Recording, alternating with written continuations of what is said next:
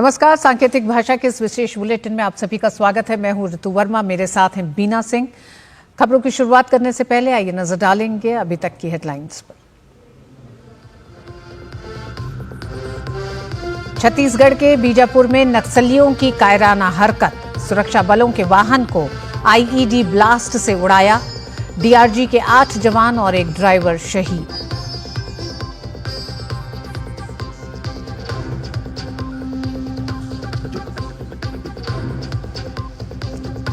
प्रधानमंत्री ने देश में कई रेल परियोजनाओं का किया उद्घाटन, कहा विकसित भारत के लक्ष्य को प्राप्त करने के लिए रेलवे का विकास है बहुत महत्वपूर्ण।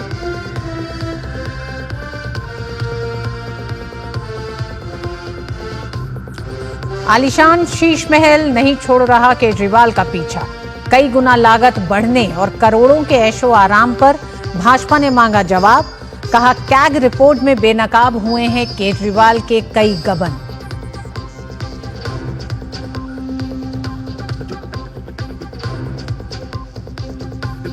देश में एचएमपीवी वायरस ने दी दस्तक, बेंगलुरु में 2 और अहमदाबाद में 1 बच्चे में संक्रमण की पुष्टि, केंद्रीय स्वास्थ्य मंत्रालय अलर्ट पर।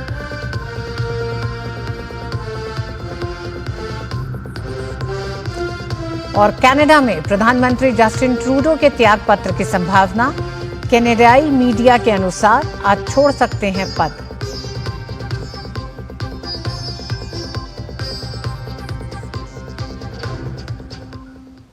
छत्तीसगढ़ के बीजापुर में नक्सलियों ने सुरक्षा बलों के काफिले को निशाना बनाकर बड़े हमले को अंजाम दिया है। इस हमले में 8 जवान और 1 ड्राइवर शहीद हो गए हैं। नक्सलियों ने डीआरजी जवान के वाहन को निशाना बनाते हुए आईईडी ब्लास्ट किया। सुरक्षा बलों के वाहन के पास विस्फोट से लदे वाहन में विस्फोट कर दिया। बीजापुर के कुचरू बेदरे मार्ग में नक्सलियों ने घटना को अंजाम दिया है। कुछ जवानों के घायल होने की भी खबर है। 2-3 दिनों से जिला बीजापुर, नारायणपुर, दंतेवाड़ा के सीमावर्ती इलाके में सुरक्षा बल द्वारा अभियान संचालित की जा रही थी। इस अभियान में टोटल अब तक 5 माओवादी की डेड बॉडी रिकवर की गई थी। हमारे 1 जवान मुठभेड़ में उनका शहादत भी हुआ।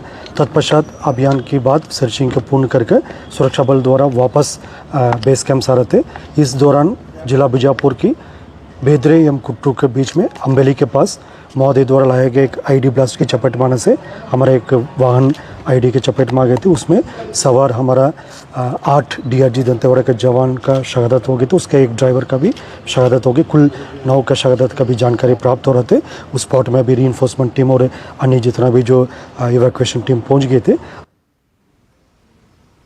छत्तीसगढ़ के मुख्यमंत्री विष्णुदेव साय ने बीजापुर में हुए नक्सली हमले की निंदा करते हुए एक्स पर लिखा है, बीजापुर जिले के कुचरू में नक्सलियों द्वारा किए गए आईईडी ब्लास्ट में 8 जवानों सहित 1 वाहन चालक के शहीद होने की खबर अत्यंत दुखद है। मेरी संवेदनाएं शहीदों के परिजनों के साथ हैं।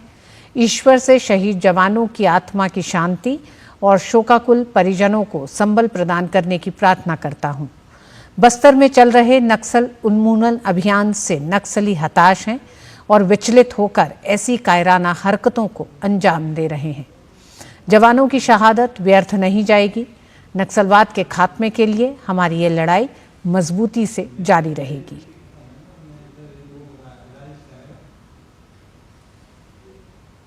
छत्तीसगढ़ के उप मुख्यमंत्री अरुण साव ने बीजापुर आईईडी विस्फोट को नक्सलियों की कायराना हरकत बताया है। उन्होंने कहा कि यह हताशा और निराशा में की गई कार्रवाई है।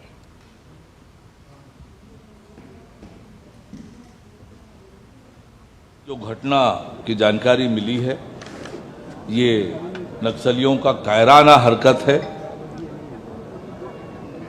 ये हताशा में किया गया हुआ कार्रवाई है। ये कायराना हरकत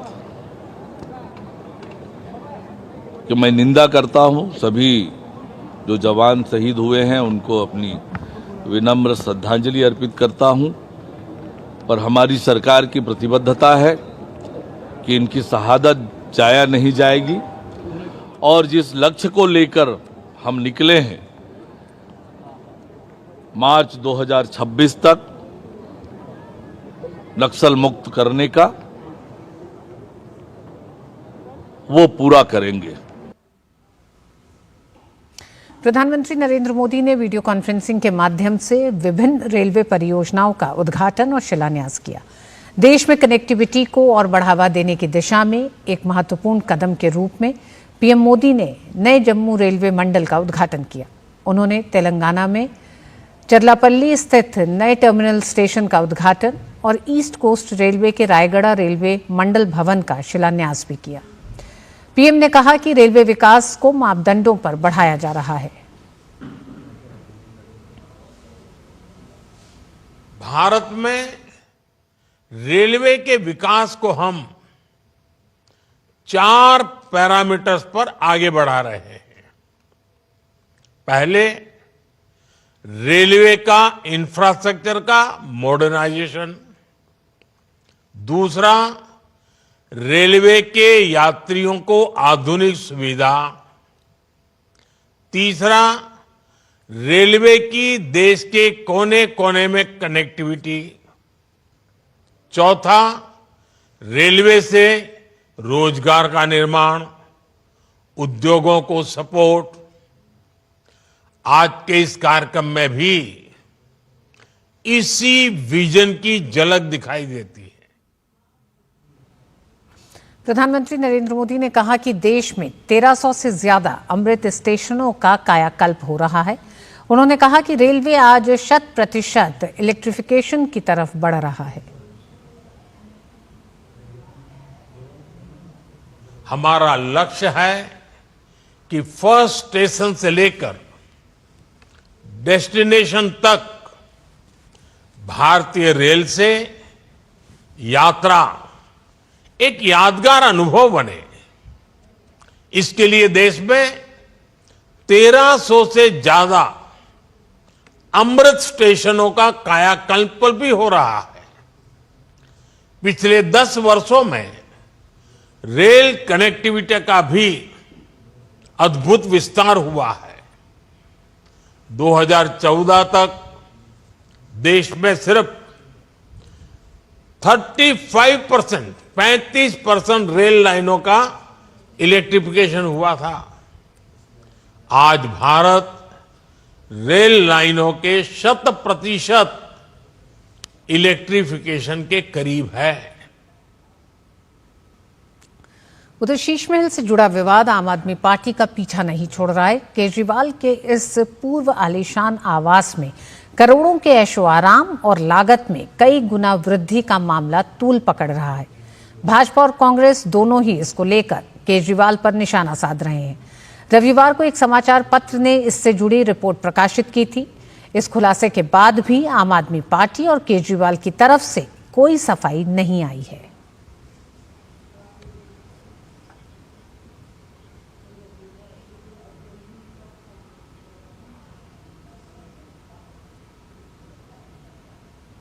अरविंद केजरीवाल के शीश महल पर दिल्ली बीजेपी के प्रदेश अध्यक्ष वीरेंद्र सचदेवा ने कई सवाल खड़े किए हैं। उन्होंने कहा कि सीएजी ने अपनी रिपोर्ट में कई खुलासे किए हैं, जिसमें नियमों की अनदेखी, बजट में बेशुमार इजाफा शामिल है। सचदेवा ने कहा है कि पूर्व सीएम को बताना होगा कि शीश महल में खर्च हुए 80 करोड़ रुपए कहां से आए हैं। वीरेंद्र सचदेवा से बात की हमारे संवाददाता धीरज कुमार ने। शीश महल का 3D मॉडल इस वक्त हमारे साथ मौजूद हैं, जिसके बारे में सीएजी की रिपोर्ट में कई खुलासे आए हैं। उस खुलासे पर बात करने के लिए हमारे साथ भारतीय जनता पार्टी दिल्ली प्रदेश के अध्यक्ष मौजूद हैं।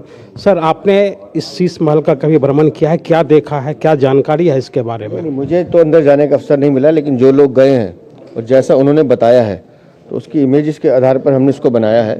और हमने बार बार ये स्पष्ट किया है कि ये अरविंद केजरीवाल के भ्रष्टाचार का शीश महल है, जो उन्होंने दिल्ली की जनता को लूट के उस पैसे से बनाया है, जिसका जवाब उनको देने का वक्त आ गया है। अच्छा सर, इस शीश महल के बारे में जो खुलासे सर हुए हैं कि पहले 33 करोड़ बताया। सीएजी रिपोर्ट 2022 तक जो बताती है कि 33.71 करोड़ रुपया इस पे इसकी साज सज्जा पे लगाया गया है। लेकिन वो ये भी सवाल उठाती है कि इसकी कोई परमिशन नहीं ली गई, इलीगल बनाया है, कानून ने इसकी परमिशन नहीं दी है। लेकिन 23 और 24 की सीएजी रिपोर्ट अभी आनी है, पीडब्ल्यूडी की जो इन्वेंट्री आई है उसमें साफ साफ कहा गया है कि ये जो सामान अंदर से मिला है, जिसमें कई सारे आलीशान टीवी और सब चीज़ें मिली हैं, वो पैसा सरकार विभाग ने नहीं लगाया। तो हमारा ये मानना है कि इस पे जो खर्चा हुआ है वो 75 से 80 करोड़ रुपए है। और जैसे जैसे चीज़ें सामने आएंगी, अरविंद केजरीवाल का भ्रष्टाचारी चेहरा और खुल के सामने आएगा। कैमरामैन अनिकेत के साथ धीरज कुमार, डीडी न्यूज़, दिल्ली। चीन में फैल रहे HMPV ने भारत में भी दस्तक दे दी है। केंद्रीय स्वास्थ्य मंत्रालय ने कहा कि कर्नाटक में 2 और अहमदाबाद में 1 बच्चे में HMPV संक्रमण पाया है। कर्नाटक में 3 महीने की बच्ची और 8 महीने के बच्चे में संक्रमण मिला है। 3 महीने के बच्चे को इलाज के बाद अस्पताल से छुट्टी दे दी गई है। वहीं 8 महीने के बच्चे का इलाज फिलहाल जारी है। दोनों संक्रमित बच्चों और उनके परिजनों का कोई भी अंतर्राष्ट्रीय यात्रा का इतिहास नहीं है। स्वास्थ्य मंत्रालय ने कहा कि HMPV पहले से ही भारत सहित दुनिया भर में प्रचलन में है। इससे जुड़ी स्वास्थ्य संबंधी बीमारियों के मामले कई देशों में सामने आए हैं। वहीं ICMR और एकीकृत रोग निगरानी कार्यक्रम नेटवर्क के मौजूदा आंकड़ों के आधार पर देश में इन्फ्लुएंजा जैसी बीमारी या गंभीर तीव्र सांस की बीमारी के मामलों में कोई असामान्य वृद्धि नहीं हुई है। मंत्रालय ने कहा कि स्थिति पर नजर रखी जा रही है। ICMR पूरे वर्ष HMPV प्रचलन के रुझानों पर नजर रखना जारी रखेगा। हालांकि विश्व स्वास्थ्य संगठन पहले ही चीन में किए जा रहे उपायों की जानकारी दे रहा है। इसे लेकर सभी स्वास्थ्य इकाइयां अलर्ट पर हैं।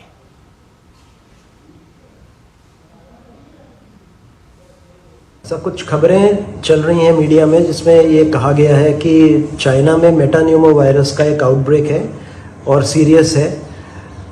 हमें ऐसा नहीं लगता इन द सेंस कि यहाँ पे मेटान्यूमो वायरस एक नॉर्मल रेस्पिरेटरी वायरस है जो जुकाम जैसे बीमारी करता है या कुछ लोगों में फ्लू जैसे सिम्टम्स हो सकते हैं, खासकर जो बहुत बूढ़े लोग हैं या बहुत 1 साल से कम उम्र के बच्चे हैं।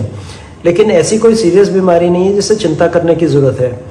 इन दिनों सर्दी के दिनों में रेस्पिरेटरी वायरस इन्फेक्शंस होते हैं और हमारे हॉस्पिटल्स और इंस्टीट्यूशंस इनको हैंडल करने के लिए तैयार हैं।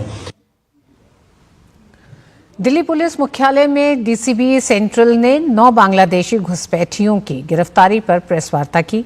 ये घुसपैठिए अवैध तरीके से मध्य दिल्ली के इलाकों में रह रहे थे। DCP सेंट्रल ने सघन जांच अभियान के बाद सभी घुसपैठियों को गिरफ्तार किया और आगे की जांच की जा रही है। घुसपैठियों की गिरफ्तारी पर DCP सेंट्रल M हर्षवर्धन से बात की हमारे संवाददाता धीरज कुमार ने। DCP सेंट्रल ने बांग्लादेशी घुसपैठियों के बारे में कई महत्वपूर्ण खुलासे किए हैं और इस खुलासे पर बातचीत करने के लिए इस वक्त हमारे पास DCP सेंट्रल M हर्षवर्धन जी मौजूद हैं। सर, आज के खुलासे में क्या महत्वपूर्ण है? देखिए, जो सेंट्रल डिस्ट्रिक्ट में हमने इस साल में अभी 5 दिनों में 9 फॉरेन नेशनल्स को डिटेक्ट किया है जो कि बांग्लादेशी नेशनल्स हैं और उनको डिपोर्टेशन के लिए भेजा है वाया FRRO। और ये कार्रवाई हमने पिछले साल भी किया था, 5 फॉरेन नेशनल्स को डिपोर्टेशन के लिए भेजा था। इसमें दोनों ही तरह के फॉरेन नेशनल्स हैं जो कि इलीगली इंडिया में एंटर करके फिर यहाँ पे रह रहे हैं और वो भी हैं जो लीगली एंटर करके ओवरस्टे कर रहे हैं। तो इसको हम अभी इन्वेस्टिगेट कर रहे हैं, उसमें कुछ एस्पेक्ट्स को। अभी बहुत ही इनिशियल स्टेज पे इन्वेस्टिगेशन है, but we are committed to finding out the entire nexus. और इसमें जो मेन बात ये है कि इन सबको अभी डिटेंशन सेंटर भेज दिया गया है डिपोर्टेशन के लिए। सर, ये इसका जो आने का रूट है, किस तरफ से आते हैं और कैसे ये अवैध रूप से यहाँ पे रुके रह जाते हैं, इसके बारे में भी जानकारी महत्वपूर्ण है। इसमें जो लोग लीगली एंटर करते हैं उनका तो एंट्री क्योंकि लीगल है, they can enter through any port of entry. और उसके बाद जो है वो ओवरस्टे कर जाते हैं और यहाँ पर छुप कर कोई अपना आइडेंटिटी क्रिएट करने की कोशिश करते हैं। जो इलीगली एंटर किए हैं without any valid visa any documentation, तो वो तो जो हमारे बॉर्डर है जहाँ पे कि पोरस बॉर्डर है, जो इंट्रोगेशन में मोस्टली वेस्ट बंगाल के जो कुछ एरियाज़ हैं उनके थ्रू आने का ज़्यादा हमें पता चलता है। सर, एक जो आखिरी सवाल है सर, इन लोगों का क्या पर्पस होता है, किस उद्देश्य से यहाँ आते हैं, फिर यहाँ कैसे वो आते हैं? क्या कोई रैकेट या कोई एजेंट इनको यहाँ लाता है जो कि इनका वीज़ा या पासपोर्ट वगैरह बनवाता है? इस तरह के कुछ एजेंट के नाम उन्होंने बांग्लादेशी एजेंट्स के नाम हमें रिवील किए हैं और यहाँ पे भी एक दो लोग को हमने अभी एज सस्पेक्ट अभी इन्वेस्टिगेट करेंगे उसका फर्दर उस एंगल को, और मेनली उनका पर्पस एम्प्लॉयमेंट का है। ये थे हमारे साथ DCP central, cameraman S N Mishra के साथ धीरज कुमार, डीडी न्यूज़, दिल्ली। मध्य प्रदेश के पीथमपुर में यूनियन कार्बाइड के कचरे को नष्ट करने के मामले में जबलपुर हाई कोर्ट में आज सुनवाई पूरी हो गई है। हाई कोर्ट की चीफ जस्टिस की बेंच में सुनवाई हुई। एचसी ने 6 सप्ताह बाद मामले की अगली सुनवाई की तारीख दी है। सुनवाई के दौरान सरकार ने हलफनामा दायर किया।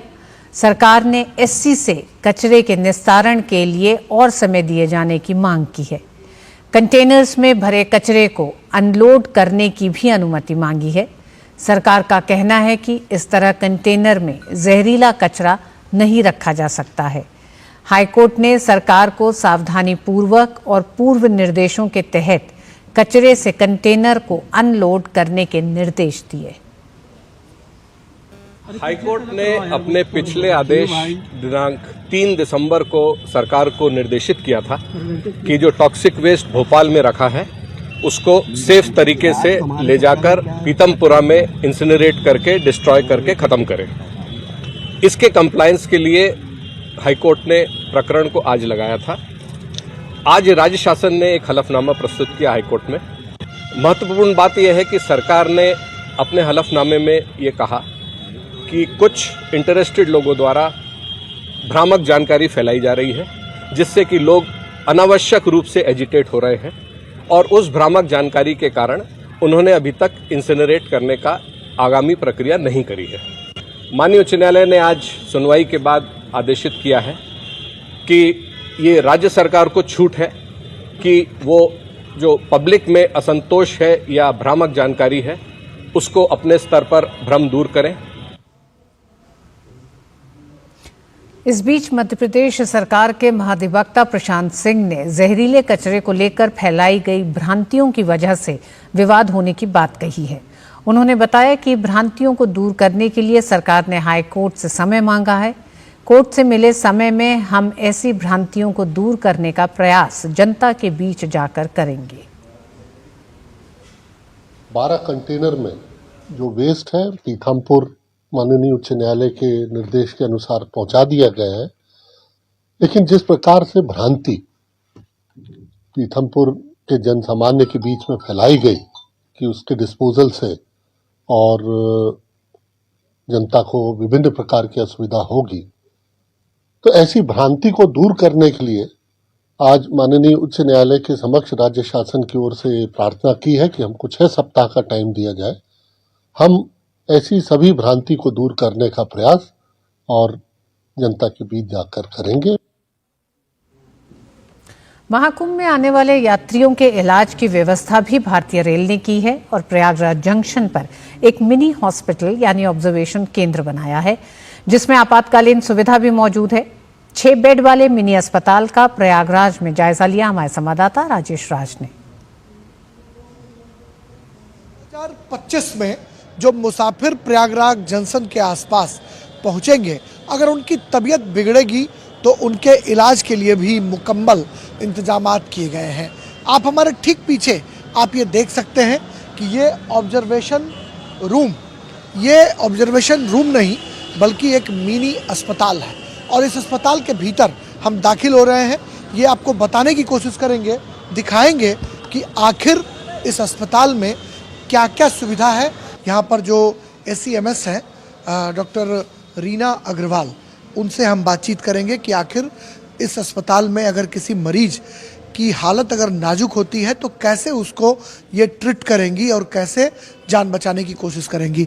जैसे ही पेशेंट एंटर होता है हमारे इस मिनी ऑब्जर्वेशन रूम में या मिनी आईसीयू जिसको आप कह रहे हैं, उसका हम आते ही यहाँ पे बेड में सबसे पहले तो वाइटल्स लेते हैं जिसमें ब्लड प्रेशर, ग्लूकोमीटर, ये हमारा ग्लूकोमीटर है, ये ग्लूकोमीटर है, ये बीपी इंस्ट्रूमेंट है, ये हमारा जो है पल्स ऑक्सीमीटर है। सारे वाइटल्स हम सबसे पहले उनके लेते हैं, पेशेंट का असेसमेंट करते हैं और हमारी पूरी मेडिकल टीम इस सुविधा को देने में यहाँ पे लगी रहती है। हमारे यहाँ स्टाफ नर्स हैं, वो भी साथ में रहते हैं।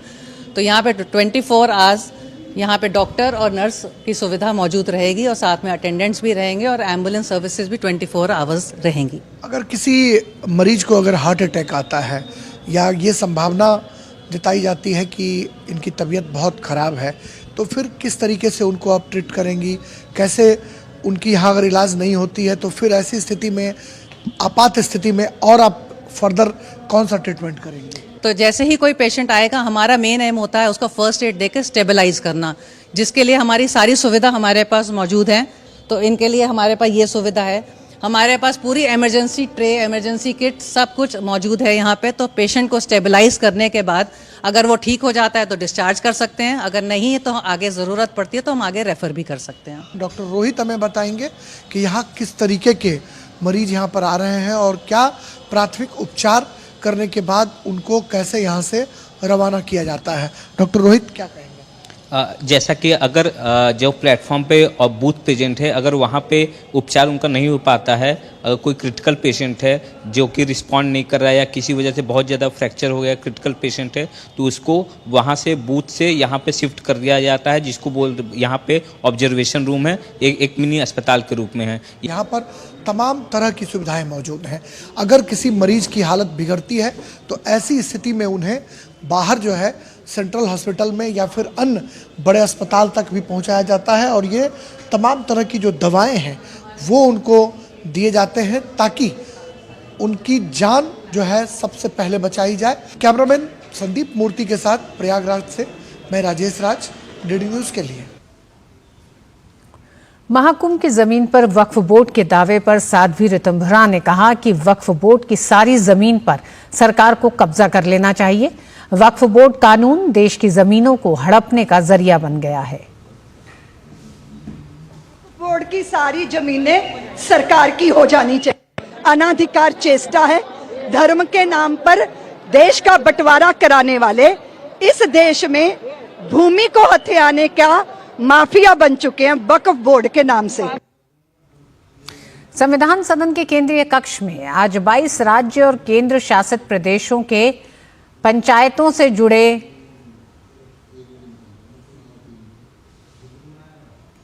प्रतिनिधियों को लोकसभा अध्यक्ष ओम बिरला ने संबोधित किया। देश भर से आई अनुसूचित जनजाति की 502 महिलाओं ने भारत की संसदीय परंपराओं, संविधान और लोकतांत्रिक प्रणाली के अलावा पंचायती राज से संबंधित संविधान संशोधन 73वें प्रावधानों की जानकारी हासिल की। कार्यक्रम के दौरान ग्रामीण विकास, महिला अधिकारों और अनुसूचित जनजाति के प्रावधानों पर विस्तार से चर्चा की गई।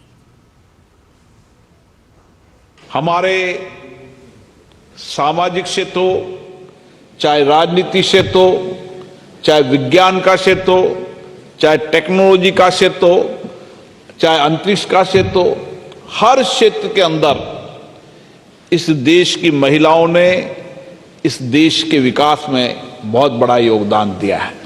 हमारी लोकतंत्र की सबसे महत्वपूर्ण संस्था पंचायत राज के अंदर आपके नेतृत्व से उन जनजाति क्षेत्र के अंदर सामाजिक आर्थिक विकास, महिलाओं को स्वावलंबन बनाना, ग्रामीण कुटीर उद्योग को बढ़ाना, उस सब में भी आपका बहुत बड़ा योगदान है।